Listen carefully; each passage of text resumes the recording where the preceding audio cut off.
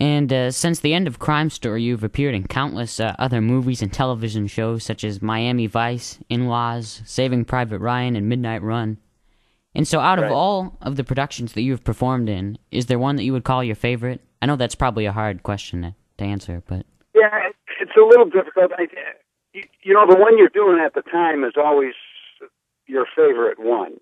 But to look back on it, I don't know. I enjoyed doing Get Shorty. I did a movie called We're Talking Serious Money, which I had a wonderful time doing. Midnight Run was a lot of fun for me.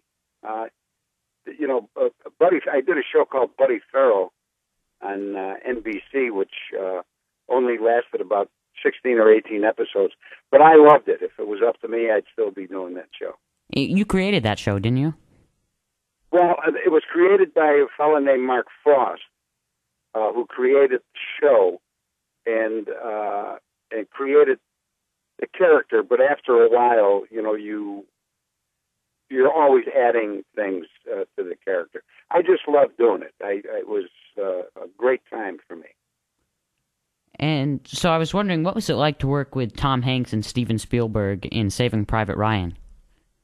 It was a wonderful time. I spent a couple of weeks in Ireland and actually in England because there were several different endings that were shot to that movie.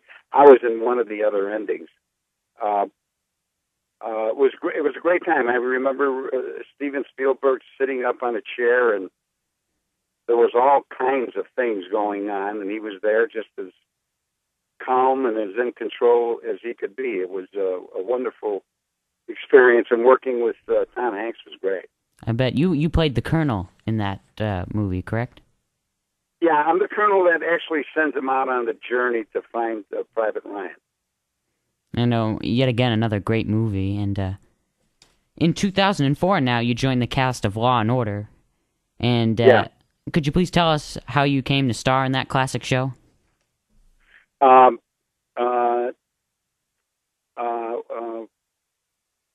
Dick Wolf called, and we had a meeting and asked me if I would.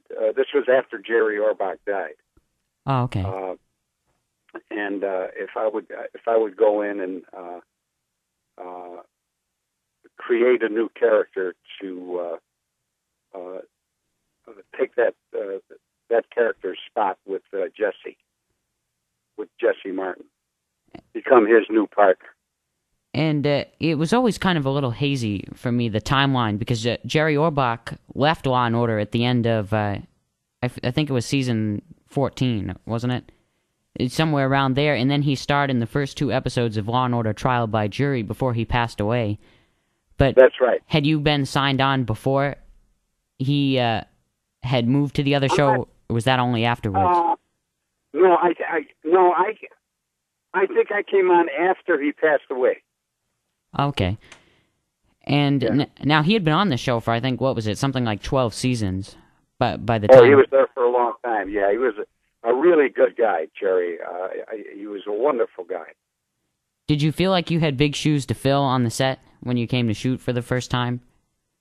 No, I didn't put that burden on myself. I knew it was a new character. I had a certain vision in mind, what he would look like and how he would act. So I didn't burden myself with trying to fill anyone's shoes. I think that's a big mistake. True. And I was wondering, could you please tell us a little bit about your character on the show, Detective Joe Fontana? Yeah, he'd been a detective for a while in New York, and he has his roots in Chicago. And as a lot of things on Law and Order, they really didn't explain a lot of things. There wasn't a lot of exposition. Not a lot of character development. There's that's very true, and to me, it might be one of the great flaws of the show that you really don't get to know them too much. And in what little time you have to to try to explain to the audience who you are, you have to take advantage of that time. And I think you really did a great job with that on the show, because I know it must have been difficult, but I feel like after the 2 seasons that you were on the show, we knew a lot about Fontana. And well, I hope so. I mean, that's very nice. I appreciate that. And so, I guess really in the true Law and Order style, Fontana shares many of your characteristics, wouldn't you say? Coming from the same Chicago neighborhood and attending the same parochial school. Yeah, and that was by design. I wasn't interested in doing a New York accent or, people pretty well knew, that I was from Chicago. So we played that rather than to fight it and to try to fight it every week. We agreed to go along with that. And he even had the same kind of love of the same style of music that you had, Dean Martin music and Frank Sinatra. That's exactly right. Exactly right. That's really a favorite type of my music, too. I love the old crooning styles. Wow, for a young fellow like yourself, that's great to hear. Oh, well, thank you. And now, Fontana really didn't mind sometimes bending and even breaking the rules, did he? No, he didn't. And I think he took, how can I say it? I think he took advantage of every inch that he could. And if that didn't work sometime, maybe he had to stretch things a little. And now I think one of the great phrases that Fontana always used to utter on the show when he needed information from someone who was reluctant to give it to him was, "I'm authorized." Yeah. And was that a scripted line, or did you create that? Was that something that you created? Actually, I suggested it one day to somebody. They wanted to, I forget exactly what the scene was, and I just said, no, we're authorized. And it kind of stuck. And Fontana, I guess he always used to tend to sort of talk really softly and whisper towards suspects whenever they sort of disrespected him or his partner, Jesse L. Martin's character. And again, was that something that you created, or was that part of the script? Well, I learned a long time ago that if you want someone to listen to you, rather than yell, you should speak softly. And so, what was it like to star with Jesse L. Martin and Essa Epatha Murkison and Sam Waterston?